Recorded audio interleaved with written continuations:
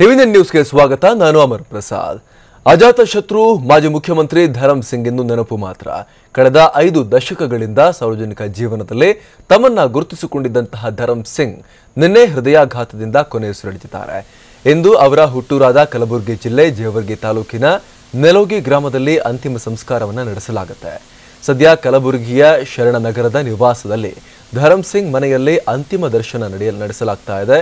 ವ್ಯವಸ್ಥೆಯನ್ನು ಮಾಡಲಾಗಿದೆ. ಈಗ ಸಾರ್ವಜನಿಕರ ಅಂತಿಮ ದರ್ಶನಕ್ಕಾಗಿ ನಗರದ ಎನ್ವಿ ಮೈದಾನದಲ್ಲಿ ಇಡಲಾಗಿದೆ. ಬೆಳಗ್ಗೆ 11 ಗಂಟೆಗೆ ಕಲಬುರಗಿ ನಗರದಿಂದ ಪಾರ್ಥಿವ ಶರೀರವನ್ನು ಜೇವರ್ಗಿ ಪಟ್ಟಣಕ್ಕೆ ತೆಗೆದುಕೊಂಡು ಹೋಗಲಾಗುತ್ತೆ.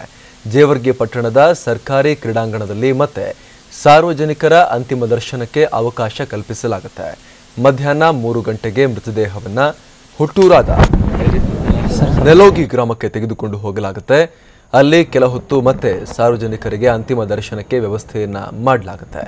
ಸಂಜೆ 4 ಗಂಟೆ ಸುಮಾರಿಗೆ ಧರಮ್ ಸಿಂಗ್ ಅವರ ತೋಟದಲ್ಲಿ ರಜಪೂತ ಸಂಪ್ರದಾಯದ ಪ್ರಕಾರ ಹಾಗೂ ಸಕಲ ಸರ್ಕಾರಿ ಗೌರವಗಳೊಂದಿಗೆ ಅಂತಿಮ ಸಂಸ್ಕಾರವನ್ನು ನಡೆಸಲಾಗುತ್ತೆ. ಇನ್ನು ಅಂತಿಮ ಸಂಸ್ಕಾರ ನಡೆಸೋಕೆ ಜಿಲ್ಲಾ ಆಡಳಿತ ಸಕಲ ತಯಾರಿಗಳನ್ನು ಮಾಡಿಕೊಂಡಿದೆ.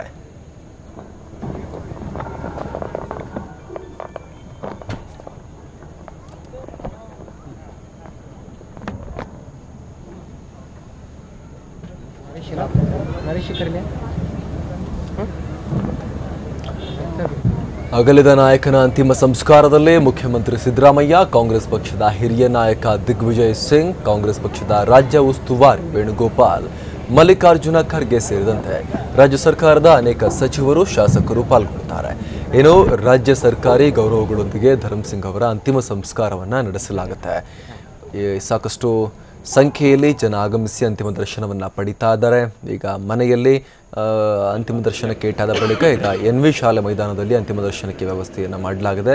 ಕಲಬುರಗಿಯ ಎನ್ವಿ ಶಾಲೆ ಮೈದಾನದಲ್ಲಿ ಸಾರ್ವಜನಿಕರಿಗೋಸ್ಕರ ಅಲ್ಲಿ ಅಂತಿಮ ದರ್ಶನಕ್ಕೆ ವ್ಯವಸ್ಥೆಯನ್ನು ಮಾಡಲಾಗಿದೆ. ಕುಟುಂಬಸ್ಥರು ಕೂಡ ಅಲ್ಲಿ ಇದ್ದಾರೆ. ಹಾಗೆ ಸಾವಿರಾರು ಸಂಖ್ಯೆಯಲ್ಲಿ ಸಾರ್ವಜನಿಕರು ಕೂಡ ಆಗಮಿಸಿ ಅಂತಿಮ ದರ್ಶನವನ್ನು ಪಡೆದುಕೊಳ್ತಾ ಇದ್ದಾರೆ. ಹಾಗೆ ರಾಜಕೀಯ ಗಣ್ಯರು, ವಿವಿಧ ಕ್ಷೇತ್ರಗಳ ಗಣ್ಯರು ಕೂಡ ಆಗಮಿಸಿ ಅಂತಿಮ ದರ್ಶನವನ್ನು ಪಡೆದುಕೊಳ್ತಾ ಇದ್ದಾರೆ. ಹಾಗೆ ಇದಾದ ಬಳಿಕ ಮಧ್ಯಾಹ್ನದ ನಂತರ ಜೇವರ್ಗಿಗೆ ತೆಗೆದುಕೊಂಡು ಹೋಗಲಾಗುತ್ತೆ ಪಾರ್ಥಿವ ಶರೀರವನ್ನು.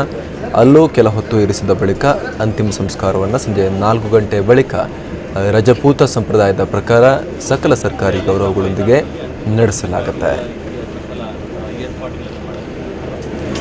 ಧರಮ್ ಸಿಂಗ್ ಅವರು ಇನ್ನು ನೆನಪು ಮಾತ್ರ. ಕಳೆದ 50 ವರ್ಷಗಳಿಂದ ಸಾರ್ವಜನಿಕ ಜೀವನದಲ್ಲಿ ತಮ್ಮನ್ನು ತೊಡಗಿಸಿಕೊಂಡಿದ್ದಂತಹ ಧರಮ್ ಸಿಂಗ್ ಅವರು ನಿನ್ನೆ ಹೃದಯಾಘಾತದಿಂದ ಮೃತಪಟ್ಟಿರುವಂಥದ್ದು. ಅವರ ಹುಟ್ಟೂರಿನಲ್ಲಿ ಈಗ ನೀರವ ಮೌನ ಆವರಿಸಿದೆ. 5 ದಶಕಗಳಿಂದ ಒಡನಾಟವನ್ನು ಹೊಂದಿದ್ದಂತಹ ರಾಜಕೀಯ ನಾಯಕನನ್ನು ಕಳೆದುಕೊಂಡಂತಹ ದುಃಖ ಅವರನ್ನು ಆವರಿಸಿದೆ. ಈಗ ಅಲ್ಲಿಂದಾನೇ ನಮ್ಮ ಪ್ರತಿನಿಧಿ ರಹಮತ್ ಈಗ ಲೈವ್ ಇದ್ದಾರೆ. ರಹಮತ್, ಈಗ ಸಾರ್ವಜನಿಕ ದರ್ಶನಕ್ಕೆ ವ್ಯವಸ್ಥೆಯನ್ನು ಮಾಡಲಾಗಿದೆ. ಸದ್ಯ ಅವರ ಊರಿನಲ್ಲಿ ಯಾವ ರೀತಿಯಾದಂತಹ ಪರಿಸ್ಥಿತಿ ಕಂಡು ಬರ್ತಾ ಇದೆ? ಜನ ಯಾವ ರೀತಿ ರೆಸ್ಪಾಂಡ್ ಮಾಡ್ತಿದ್ದಾರೆ? ಯಾಕಂತ ಹೇಳಿದ್ರೆ 2 ಜನರೇಷನ್ನ ಧರ್ಮ ಸಿಂಗ್ ಅವರು ನೋಡಿದ್ದಾರೆ ಆ ಊರಿನಲ್ಲಿ. 50 ವರ್ಷಗಳ ಕಾಲ ನಿರಂತರವಾಗಿ ಅವರು ಅದೇ ಒಂದು ಜೇವರ್ಗಿಯಿಂದಾನೇ ಪಾಲಿಟಿಕ್ಸ್ ಮಾಡ್ಕೊಂಡು ಬಂದಂತಹ ವ್ಯಕ್ತಿ. ಸೊ ರಹಮತ್,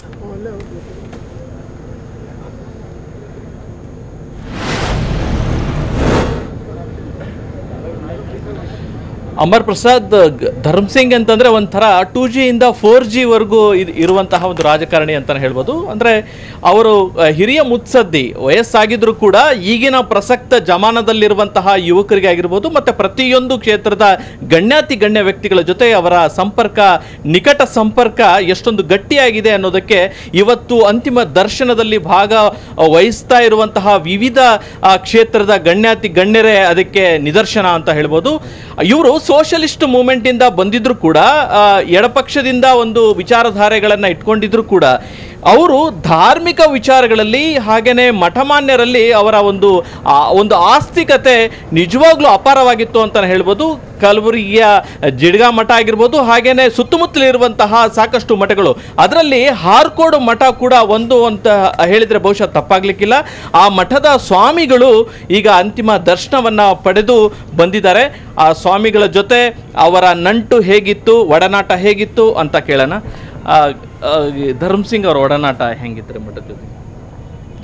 ಸೌಂದರ್ಯ ಎಲ್ಲರ ಗಮನ ಸೆಳೆದರೆ, ಸಹೃದಯತೆ, ಎಲ್ಲರ ಆತ್ಮವನ್ನು ಸೆಳೆಯುತ್ತದೆ ಎನ್ನುವ ತತ್ವದಂತೆ ಧರ್ಮಸಿಂಗ್ರವರು ರಾಜಪೂತ ಧರ್ಮದಲ್ಲಿ ಜನಿಸಿದರೂ ಕೂಡ ಎಲ್ಲ ಸಮಾಜದ, ಎಲ್ಲ ಕೋಮಿನ, ಎಲ್ಲ ವರ್ಗದ ಜನತೆಯ ಹೃದಯವನ್ನು ಗೆದ್ದಂಥ ಧೀಮಂತ ನಾಯಕರು ಯಾರಾದರೂ ಆಗಿ ಹೋಗಿದ್ದರೆ ಅವರು ಎನ್ ಧರ್ಮಸಿಂಗರು ಅಂತ ಹೇಳ್ಬೋದು. ನಮ್ಮ ಹಾರ್ಕೋಡು ಮಠದ ಮೇಲೆ ಅಪಾರವಾಗಿರ್ತಕ್ಕಂಥ ಶ್ರದ್ಧೆ, ಭಕ್ತಿ, ವಿಶ್ವಾಸವನ್ನು ಹೊಂದಿದ್ದರು. ಅವರು ಮುಖ್ಯಮಂತ್ರಿ ಆಗಿದ್ದಾಗ, KPCC ಅಧ್ಯಕ್ಷರಾಗಿದ್ದಾಗ ಪುಟ್ಟ ಗ್ರಾಮವಾದಂಥ ಹಾರ್ಕೋಡು ಗ್ರಾಮಕ್ಕೆ ಬಂದು ಅಲ್ಲಿಯ ಎಲ್ಲ ಆತಂಕ, ಅಲ್ಲಿರ್ತಕ್ಕಂಥ ಏನೇ ತೊಂದರೆಗಳನ್ನು ವೀಕ್ಷಿಸಿ ಅವರ ಅನುದಾನದಲ್ಲಿ ವೈಯಕ್ತಿಕವಾಗಿ ಸಂಪೂರ್ಣ ಸಹಕಾರವನ್ನು ಕೊಟ್ಟಿದ್ದಂಥ ಮಹಾನ್ ನಾಯಕರು. ಅನುಭವಿಗಳು ಹೇಳ್ತಾ ಇದ್ದಾರೆ, ರಾಜ್ಯ ಬೆಳೆಯಲು ಬೇಕು, ಪ್ರಜರು ಬೆಳಗಲು ಬೇಕು. ರಾಜ್ಯದ ಸಚಿವ ನಿಸ್ವಾರ್ಥಿಯಾಗಿರಲು ರಾಜ್ಯಕ್ಕೆ ಸುಖವು ಪೂರ್ಣಜ್ಞೆ ಎನ್ನುವ ಅನುಭವಿಗಳ ವಾಣಿಯಂತೆ ನಿಸ್ವಾರ್ಥ ರಾಜಕಾರಣಿಯಾಗಿ ಯಾವುದೇ ಒಂದು ಜಾತಿಗೆ, ಕೋಮಿಗೆ ಸೀಮಿತವಾಗಿರಲಾರದೆ ಸರ್ವ ಜನಾಂಗದ, ಸರ್ವ ಜನತೆಯ ಹೃದಯ ಮಂದಿರದಲ್ಲಿ ವಿಶ್ವಾಸವನ್ನು ಹೊಂದಿದಂಥ ಮಹಾನ್ ನಾಯಕರು. ಕಲ್ಯಾಣ ಕರ್ನಾಟಕದ ಭಾಗಕ್ಕೆ ವಿಶೇಷವಾದಂಥ ಸೇವೆಯನ್ನು ಸಲ್ಲಿಸಿದಂಥ ಮಹಾನ್ ಮುಖ್ಯಮಂತ್ರಿಗಳವರು. ಧರ್ಮಸಿಂಗ್ ಅವರ ಜೊತೆಗಿನ ತಮ್ಮ ನಂಟನ್ನ, ಒಡನಾಟವನ್ನ, ಹಾಗೇನೆ ಧಾರ್ಮಿಕ ಮಠಗಳ ಬಗ್ಗೆ ಅವರಿಗಿರುವಂತಹ ಒಂದು ಶ್ರದ್ಧೆಯನ್ನ, ಹಾಗೇನೆ ಒಬ್ಬ ಜಾತ್ಯತೀತ ರಾಜಕಾರಣಿ ಅನ್ನೋದಕ್ಕೆ ಧರ್ಮಸಿಂಗ್ ಅದಕ್ಕೊಂದು ಉದಾಹರಣೆ ಅನ್ನುವಂತಹ ಮಾತನ್ನ ಹಾರ್ಕೋಡ್ ಸ್ವಾಮಿಗಳು ಹೇಳ್ತಾ ಇದ್ದಾರೆ. Over to studio. ಧನ್ಯವಾದ.